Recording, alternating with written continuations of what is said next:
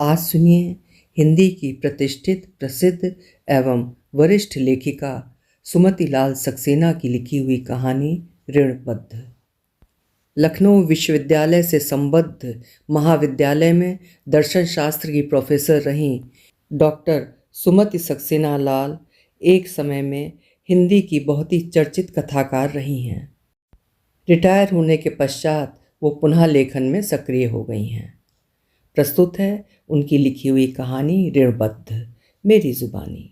मैं हूं सीमा सिंह। पापा को गए 1 साल पूरा होने वाला है। परसों उनका श्राद्ध है। पंडित जी बैठे हुए हैं।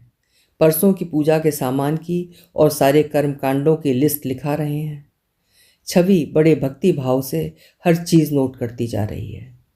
माँ बैठी बीच बीच में अपने सुझाव, अपनी टिप्पणी देती जा रही हैं। मेरी इन सबके बीच में कोई भूमिका नहीं है, बस बैठा हूँ।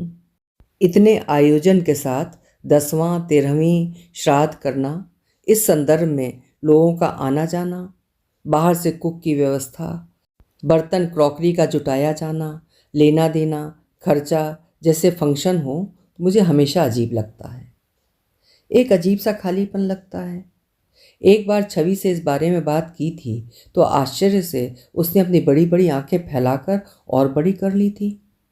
अरे अजीब बातें करते हो, सभी तो करते हैं। फिर माँ का फेथ है इस सब में। मान लिया पापा तक नहीं पहुँचेगा, ठीक है, पर सोचो हमारे ऐसा करने से माँ को कितनी तसल्ली मिलेगी। मैं चुप हो जाता। सोचता हूँ माँ सच में भाग्यवान है जो छवि जैसी बहू मिली है। माँ की तसल्ली और उनकी खुशी के लिए कुछ भी करने को तैयार रहती है। कहती है ये हम लोगों का पे बैक टाइम है। हम जब बच्चे थे तब हमारे माता पिता ने हमारे लिए किया था, अब वे बूढ़े हैं तो हमें करना है। अपने मम्मी पापा के लिए भी ऐसे ही करती है। जितना उनके लिए करती है उतना ही मेरी माँ के लिए। सोचता हूँ संबंधों का ये गणित है तो सही, पर सही सही लगाया जा सकता है क्या? किसने कितना पाया, उसने कितना किया और उसे कितना मिला, इसका हिसाब है कहीं? पर मैं छवि से कुछ नहीं कहता, बस अक्सर मजाक करता रहता हूँ। छवि, अगर हम दोनों यूँ लाखों ना पा रहे होते तो तुम्हारे इतने सारे अरमानों का क्या होता? उनका निपटारा तुम कैसे कर पाती? वो हर बार अपनी आंखें फैलाकर हंसती।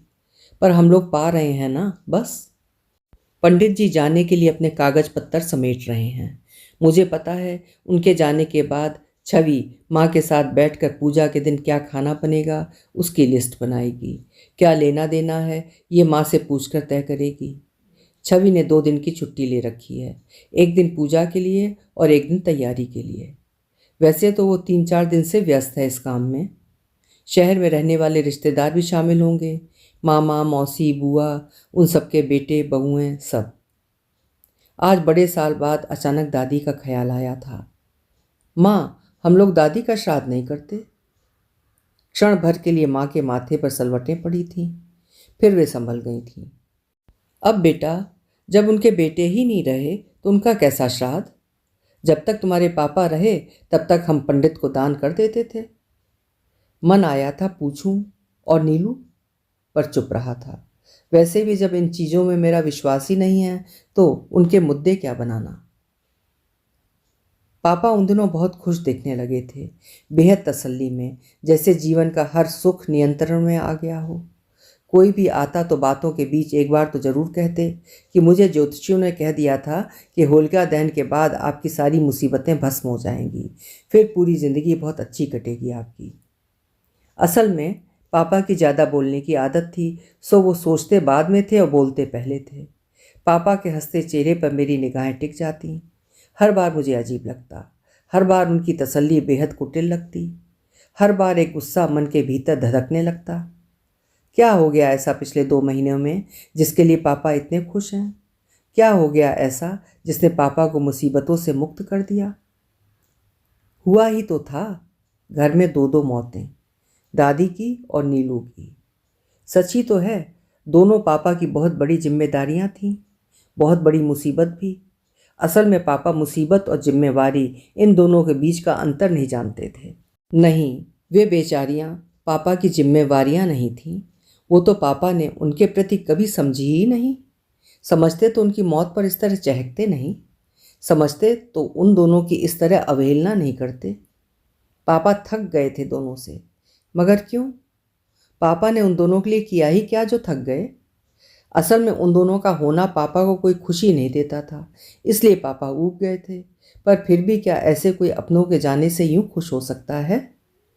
दादी पापा की माँ थीं और नीलू उनकी अपनी बेटी। वे तो दोनों को उतना भी महत्व नहीं दे रहे कि उस दुख का ऊपरी दिखावा ही कर लें, नहीं तो कम से कम चुप ही रहें। अजब सा मन हट गया था पापा से। माँ, कभी लगता वे भी तो कम नहीं। नीलू के लिए उनको कई बार रोते देखा था मैंने। आखिर उनकी बेटी थी, उनके रक्त मांस का हिस्सा। पर दादी, उनके प्रति तो कभी कुछ कड़वा बोली नहीं तो क्या, कभी कुछ मीठा किया भी तो नहीं। अब छवि को देखता हूँ तो बीता हुआ सब कुछ और भी अधिक गलत लगने लगता है।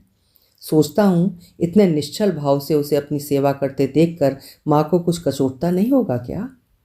पर वे शायद उतना सोचने वाली इंसान ही नहीं है। वे कभी भी वैसी नहीं थी। कितनी घिन थी दादी को, पर उनके अपाहिज होते ही उनकी साफ सफाई के लिए एक जमादारें लगा दी गई थी। कुछ दिन दादी बहुत परेशान रही थीं। उनका लगभग खाना पीना छूट गया था। फिर अपनी नियति स्वीकार कर ली थी उन्होंने। मैं स्कूल से लौटता तो देखता दादी मेवाती से बातें कर रही हैं और वो उनके सिरहाने ज़मीन पर पलंग की पाटी पकड़े बैठी है। आखिर दादी कब तक भूखी रहती और कब तक चुप? ठीक थी तो आस पड़ोस में ही घूम आती, कभी सत्संग में चली जाती, पर अब तो वे लाचार थीं। आज इतने सालों बाद सोचता हूँ कि इतना रुपया बाबा ने छोड़ा था। पापा अपनी जेब से खर्च ना भी करते तो भी दादी के अपने पैसों से एक नर्स तो रख सकते थे, नहीं तो कम से कम एक साफ सुथरी आया ही। एक बार माँ से कुछ ऐसा ही कहा तो उनसे मीठी सी झिड़की खाकर चुप हो गया था। फिर वे काफ़ी देर तक समझाती रही थीं। देखो बेटा, पापा सब सोच समझ कर मैनेज करते हैं। मेवाती भी कोई मुफ्त में तो नहीं बैठती ना, वैसे भी कितना खर्चा है घर में, न जाने कितनी लंबी बीमारी होगी इनकी। फिर हम लोगों को तुम्हारी पढ़ाई के लिए भी तो पैसे बचाने हैं। मेरे मन में हर बात के बहुत से जवाब उमड़ते रहे थे, पर मैं चुप ही रहा था। वैसे भी उन दिनों मैं चुप ही रहने लगा था। पता नहीं क्या हो गया था कि बहुत बात करने का मन ही नहीं करता। माँ पापा के प्रति तब तक की बंधी चुप्पी पूरी तरह से कभी टूट ही नहीं पाई, आज तक नहीं। माँ पापा के प्रति मेरा ये मौन छवि को शुरू से परेशान करता रहा है। उसके लिए ये तो बात ही अटपटी है कि खून के इतने नज़दीकी रिश्ते में प्यार का मुखर प्रदर्शन ना हो, ऊष्मा ना हो, थोड़ी सी उत्तेजना और माहौल में एक मीठा सा हंगामा ना हो। हम लोगों के भारत लौटते ही छवि माँ पापा को अपने साथ बेंगलोर ले आई थी। सच बात तो ये है कि उसने भारत लौटने का निर्णय भी उन्हीं लोगों के पीछे लिया था। मेरे दिमाग में तो ये बात आई ही नहीं थी, पर छवि के लिए तो, तुम अकेले बेटे हो उनके, ऐसे कैसे हम उनको बुढ़ापे में अकेला छोड़ सकते हैं? कोई भी तो नहीं उनके आसपास। छवि से रिश्ते में जुड़ने के बाद से अपने अतीत का गलत और अधिक चुभने लगा है। बहुत सी जिन बातों पर तब ध्यान नहीं जाता था, वे अब एकदम सामने आकर खड़ी हो जाती हैं। वे बातें अब ज़्यादा साफ समझ में आती हैं, इसलिए और ज़्यादा हताश करती हैं। पर मैं चुप ही रहता हूँ। वैसे भी क्या फ़ायदा उसे अपने जख्म दिखाने से? तब उन जख्मों पर पड़े खुरंट भी तो कुरे देने पड़ेंगे, फिर वे चोटें और अधिक पीड़ा देंगी।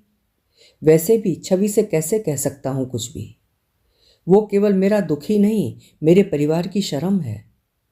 फिर पापा तो हैं नहीं, और माँ, उनके पास अपनी सोच थी ही कहाँ। वे तो पापा की इच्छा और आदेशों को पूरा करने का यंत्र मात्र थीं।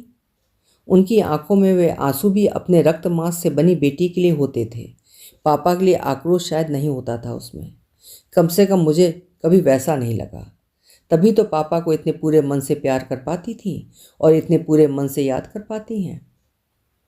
जब बेहद गदगद कंठ से माँ मेरे प्रति पापा के प्यार, मेरे प्रति उनकी दीवानगी के किस्से सुनाती हैं तो हर बार मेरा मन खिन्न हो जाता है। हर बार मन करता है कि पूछूं, और नीलू? पर चुप रहता हूँ। ना अपने ही जख्म कुरेदना चाहता हूँ और ना माँ को ही कोई नई चोट देना चाहता हूँ। जो उन्होंने नहीं देखा, नहीं सोचा, उसे अब दिखाकर या सुझाकर क्या करूँ? क्या फ़ायदा? वैसे भी नीलू तो अब इस दुनिया में है नहीं। उसे तो मरे भी 20 साल से अधिक हो चुका है। पर नीलू को उसका हक न दिला पाने की पीड़ा उसके अनाथालय में रहते हुए स्वयं घर की सुविधाएं, माँ पापा का प्यार, परिवार समाज की सुरक्षा सब कुछ चुभती है आज। इतने आराम से जी रहा था मैं यहाँ, और वो बेचारी वहाँ, पता नहीं क्या क्या भोगा उसने। पापा को पार्किंसंस हो गया था। उस दिन ऑफिस जाने लगा तो छवि रास्ता रोककर खड़ी हो गई थी। तुम्हें क्या हो गया सुनील? पापा की हालत देख रहे हो? चलो किसी तरह से डॉक्टर एक बार उन्हें देखने घर आ भी जाए, पर एक्सरे स्कैनिंग तो उन्हें लेकर जाना ही पड़ेगा ना। उसकी आंखों में मेरे लिए शिकायत है। उन दिनों मुझे उसके चेहरे पर शिकायत ही दिखने लगी थी। अजब तरह से उलझी सी लगती है वो। अजब तरह से देखा था उसने मुझे। 6 फीट के पापा, मैं और माँ तो नहीं संभाल सकते उनको। वैसे भी उसने अपना वाक्य अधूरा छोड़ दिया था। अजब तरह से उसने अपने सिर को झटका दिया था, जैसे मन ही मन बड़बड़ा रही हो। उसके लिए रक्त मांस का वो हर रिश्ता बहुत निकट होता है। उसमें भी कोई दूरी हो सकती है, कोई शिकायत हो सकती है, ये उसकी सोच के बाहर है। मैं छवि को क्या बताता और क्या खुद याद करता। वैसे भी उसके लिए तो पापा बेहद डोटिंग फादर थे। डोटिंग फादर, ये शब्द मुझे पीड़ा देता है। नीलू के भी तो पिता ही थे। उस दिन पापा दफ्तर से जल्दी ही लौट आए थे। आने से पहले माँ को फ़ोन कर दिया था। नीलू को भी तैयार करने के लिए कह दिया था उन्होंने। दोनों के बीच क्या बात हुई थी ये मुझे पता नहीं, पर पापा के आते ही पापा माँ नीलू को लेकर कहीं चले गए थे। साथ में पापा के दोस्त डेविड अंकल भी थे। 2.5-3 घंटे बाद लौटे थे ये लोग, पर नीलू साथ में नहीं थी। माँ एक साथ शांत और परेशान दोनों लग रही थी। मैंने उन्हें नीलू की खटुलिया के पास आंखों में आंसू भरे खड़े देखा था। उसके बाद कई दिन तक कई बार उन्हें आंसू पोंछते देखा था। नीलू कहाँ है? पूछने पर माँ रोने लगी थी। पापा ने बताया था कि उसे हॉस्टल भेज दिया है। कहाँ, क्यों, कैसे, कब आएगी, हर बात का पापा ने गोलमाल उलझा सा जवाब दिया था। पापा के चेहरे पर विजयी भाव था। उन्होंने बहुत प्यार से माँ के कंधे पर हाथ रखा था। रोती क्यों हो? वहाँ यहाँ से ज़्यादा खुश रहेगी। उसके साथ के कितने बच्चे हैं वहाँ। मैं परेशान होने लगा था। पर वहाँ हम लोग तो नहीं होंगे। वो तो अपने हाथ से खाना भी नहीं खा पाती। पर पापा ने मेरी किसी बात पर ध्यान नहीं दिया था। पापा ने शाम को घूमने चलने का प्रोग्राम बना लिया था। माँ का जाने का मन नहीं था, पर वे पापा का विरोध नहीं कर पाई थी। तो वो कभी भी नहीं कर पाती थी। मेरा मन नहीं था, पर माँ ने मुझे चलने के लिए मना लिया था। और पापा, वो तो जैसे उस शाम को सेलिब्रेट करने के मूड में थे। बड़ी रात गए लौटे थे हम। घर खोलते ही नीलू की खाली खुटलिया देखते ही जैसे धक से हो गई थी। हम तीनों ही उधर देख रहे थे। माँ उस जगह पर जाकर गुमसुम सी खड़ी हो गई थी। मैं दूर खड़ा उसके न होने के एहसास को महसूस करता रहा था। पापा ने उधर देखा था। कल नीलू का सामान यहाँ से हटा देना, ये जगह खाली हो जाएगी। यहाँ पर प्रेस की टेबल भी लगाई जा सकती है। माँ कुछ नहीं बोली थी, बस उस जगह से हट गई थी। मुझे उन पर बहुत तरस आया था, बहुत गुस्सा भी। क्यों उसे भेजने दिया माँ ने? पापा का विरोध क्यों नहीं किया? पापा ने कहा और वे भी साथ जाकर पहुँचा आई उसे। याद आया था, अभी माँ कुछ दिन पहले मौसी से बात कर रही थी। दिन ब दिन नीलू के पीछे मेरा और दिनेश का रिश्ता बिगड़ता जा रहा है। ये उसे जरा भी बर्दाश्त नहीं करते हैं। मैं उसके लिए कुछ भी करूं, इनका मूड बिगड़ जाता है। तो माँ ने पापा से अपना रिश्ता सुधारने के लिए भेज दिया उसे घर से दूर। मैं परेशान होने लगा था। किसी दिन मुझे ही कुछ हो जाए तो ये लोग मुझे भी घर से निकाल देंगे। सुना था कभी कभी बड़ी उम्र में भी ऊंचाई से गिर जाने पर दिमाग बिगड़ जाता है। माँ के ही कोई रिश्तेदार हैं, उनका बेटा हाई स्कूल में पढ़ता था, सीढ़ी से गिर गया था, सारा लिखा पढ़ा भूल गया, तब से दिमाग बेकार है। बहुत इलाज कराया मगर ठीक नहीं हुआ। मैं अजब तरह से दहशत में जीने लगा था। ऊंचाई से डर लगने लगा था मुझे। संभल कर सीढ़ी चढ़ने लगा था। हाइट का वो फोबिया आज भी बना हुआ है। पापा मुझे सच में बहुत प्यार करते थे। सुबह मुझे स्कूल छोड़ने जाते, दोपहर को लंच के लिए ऑफिस से उठने का टाइम मेरे हिसाब से तय करते। मैं रिक्शे से स्कूल जाऊं ये उन्हें अच्छा नहीं लगता था, पर मुझे उस प्यार से कोई खुशी नहीं मिलती थी। लगता जैसे उनका प्यार गिजाइयों की तरह मेरे वजूद से चिपक गया हो, जिससे मैं अपने आप को मुक्त कर लेना चाहता था। कई बार मन आता था पूछूं उनसे कि क्यों प्यार करते हैं आप मुझे, क्यों हर जगह साथ ले जाना चाहते हैं आप मुझे, क्योंकि मैं आपका बेटा हूँ? नहीं, झूठ बोलते हैं आप। अपने आप को ही नहीं जानते आप।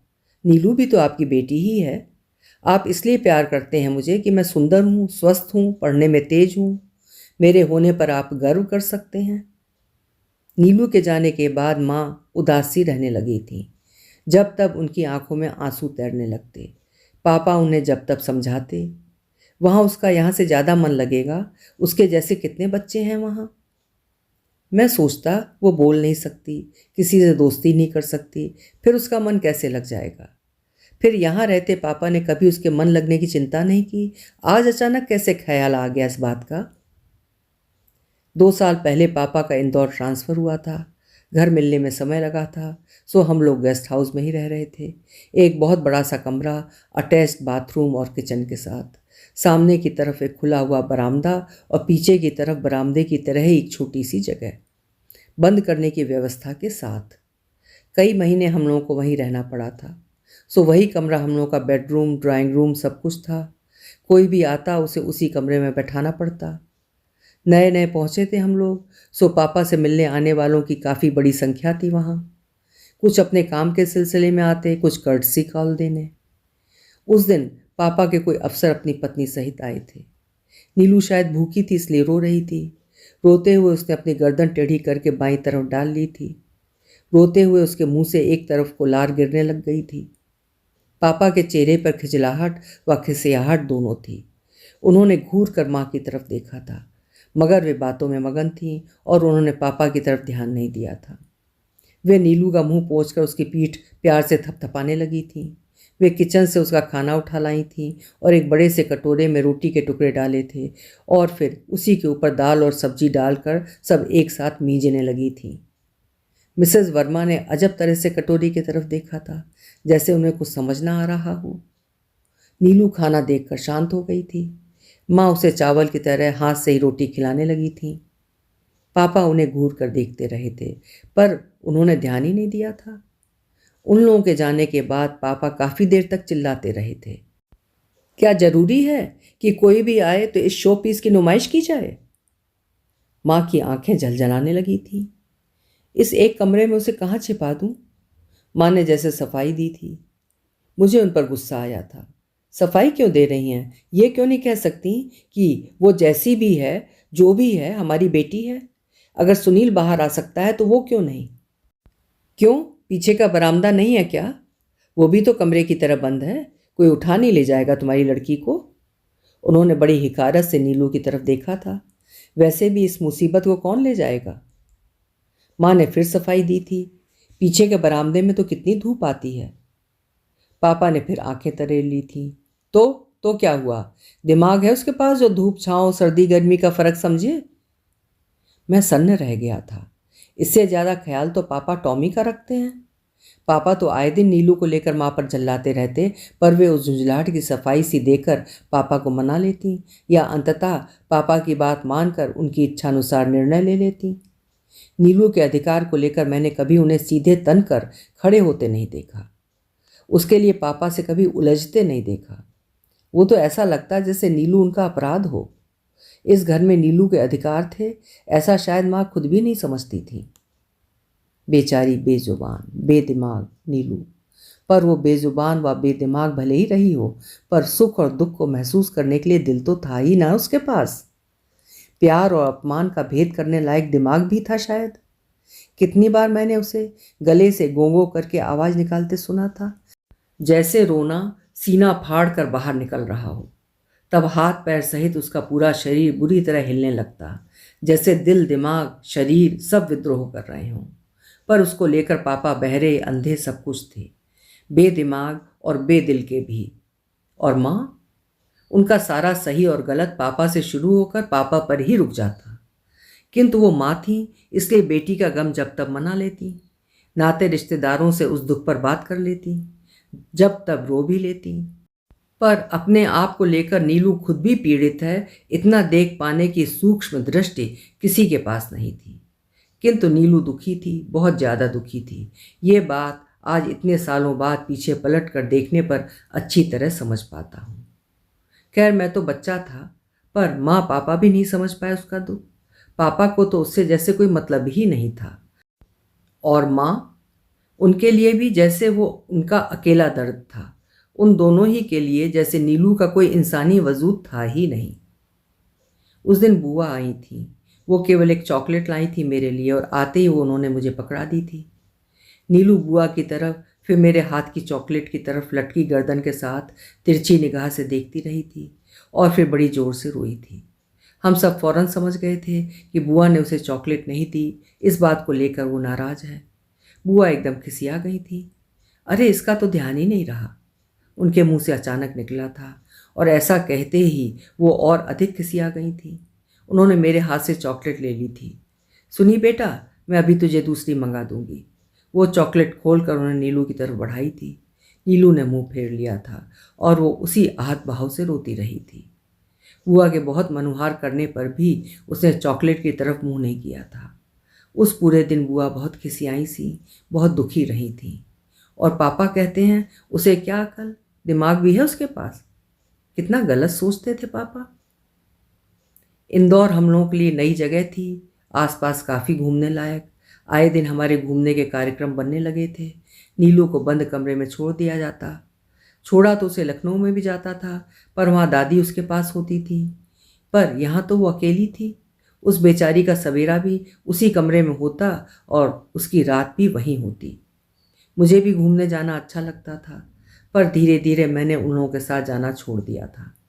जब नीलू को अकेले छोड़कर बाहर ताला लगाया जाता तो मुझे बुरा लगता। सारे समय मन पर बोझ सा महसूस होता। बाहर जब कुछ बहुत अच्छा लगता तो खुश होते, अचानक आंखों में आंसू भरने लगते। लौट कर आता तो नीलू के पास जाने का साहस नहीं होता। लगता जैसे वो बहुत रूठी हुई है। उसे मनाता भी तो कैसे? वैसे जुबान की भाषा वो भले ही ना समझती हो, पर लगता मन की भाषा समझती है वो। हर बार ही हम लोगों को बाहर जाने के लिए तैयार होते देखती तो हू हू करके रोती, सिर को झटका देकर अपना विरोध दिखाती, और फिर थक कर उसकी गर्दन एक तरफ को लटक जाती। जब मैंने माँ पापा के साथ जाना छोड़ दिया तो उन लोगों के जाने के बाद मुझे घर में पा वो किलकारी मारकर हंसती, मुंह से अजब सी आवाज़ें निकालती, लगता जैसे खुश हो रही है। उससे संवाद तो संभव था ही नहीं, सो मैं उसके आसपास बैठ जाता और टीवी खोल देता, ये सोचकर कि मैं उसके आसपास हूँ, वो अकेली नहीं है। मुझे भी अजब सा सुकून मिलता। नीलू को हॉस्टल भेजने के अगले हफ्ते माँ पापा गए थे उससे मिलने। मैं उनके साथ जाने के लिए बहुत रोया था। मैं नीलू से मिलना चाहता था, मैं उसे देखना चाहता था, मुझे उसकी बहुत याद आ रही थी। पर पापा मुझे साथ ले जाने के लिए तैयार ही नहीं हुए थे। माँ ने भी बहुत कहा था, पर वे टस से मस नहीं हुए थे। माँ ने उसके कुछ अच्छे कपड़े, कुछ खाने का सामान ले जाने के लिए रख लिया था, पर पापा कुछ भी नहीं ले गए थे। माँ के जिद करने पर पहले हल्के से आंखें तरेरी थी, फिर प्यार से समझाया था, तुम समझती क्यों नहीं कि यदि हम लोग इस तरह करेंगे तो वे लोग समझ जाएंगे। और माँ ने हाथ का सामान नीचे रख दिया था। मैं नहीं समझ पाया था कि पापा ने किस बात को समझने के लिए कहा था और वो लोग क्या समझ जाएंगे। ऐसे मौके पर मुझे माँ पर एक साथ गुस्सा और तरस दोनों आता। ऐसा लगता कि इतने सालों तक पापा के साथ रहते हुए उनकी अपनी सोच ही खत्म हो चुकी है, या उन्होंने सोचना ही एकदम बंद कर दिया है। सही या गलत, अच्छा या बुरा, कुछ भी नहीं। कोई इंसान अपने आप को ऐसा कैसे बना सकता है? अगले हफ्ते माँ फिर से नीलू के हॉस्टल जाने की तैयारी करने लगी थी। पापा ने एकदम डांट दिया था, दिमाग खराब हो गया है तुम्हारा। उनका वही तरीका, पहले आंखें तरेरी, फिर प्यार से समझाने लगे थे। ऐसे हर हफ्ते जाएंगे अगर हम लोग तो उन लोगों को शक होने लगेगा। धीरे धीरे पूरी बात समझ में आने लगी थी मुझे, कुछ उन लोगों की आपसी बातचीत से और कुछ अपनी अकल से। नीलू को इन लोगों ने मदर टेरेसा के होम में डाला है। डेविड अंकल ने इस काम में पापा की मदद की थी। अनाथ बच्चे लिए जाते हैं वहाँ, मतलब उसे अनाथ बताया गया था। मैं बहुत बेचैन रहा था। माँ बाप परिवार के होते हुए अनाथालय में है नीलू। अनाथ बच्चों के बीच अनाथों की तरह ही तो पल रही होगी वो। आज सोचता हूँ अनाथ ही तो थी बेचारी। रक्त मांस के रिश्ते होने से ही तो कोई अपना नहीं हो जाता। धीमे धीमे हम सबको नीलू के अभाव की आदत पड़ गई थी। घर में पहले से कम काम लगने लगा था। घर पहले से ज़्यादा साफ सुथरा लगने लगा था, पहले से थोड़ा बड़ा। और पापा पहले से ज़्यादा प्रसन्न और उत्तेजित दिखने लगे थे। रोज़ की तरह वे उस दिन लंच पर आए थे। हमेशा की तरह तरोताज़ा दिख रहे थे। खाने के बीच उन्होंने मम्मी को बताया था कि नीलू को कलकत्ते के होम में भेज दिया गया है, जैसे कोई अखबार में पढ़ी खबर सुनाता है। माँ का कौरा हाथ में ही थम गया था। अरे ऐसे कैसे? ना बताया ना पूछा और कलकत्ता भेज दिया, और क्यों? पापा आराम से खाना खाते रहे थे। उनकी इच्छा और उनके रूल्स, अब तुम पूछताछ करने मत पहुंच जाना। पंडित जी पूजा खत्म कर चुके हैं और उपदेश सुना रहे हैं।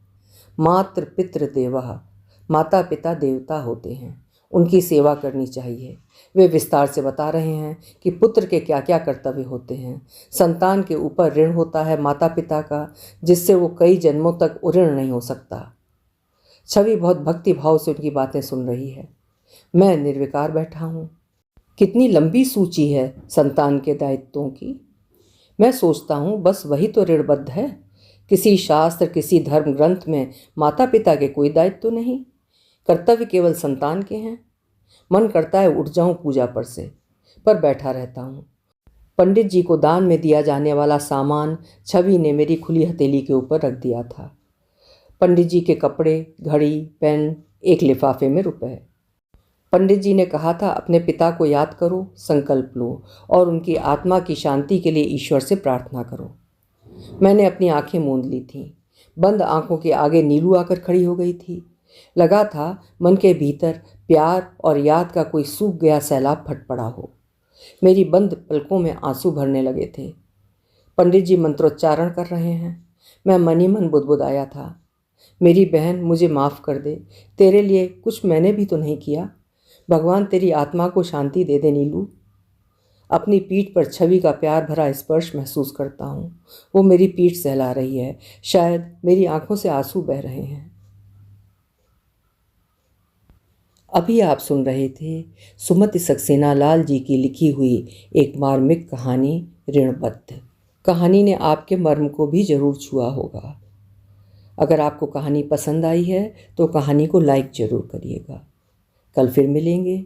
हिंदी का श्रेष्ठ साहित्य सुनते रहने के लिए मेरे चैनल्स को सब्सक्राइब जरूर करें। बहुत बहुत धन्यवाद।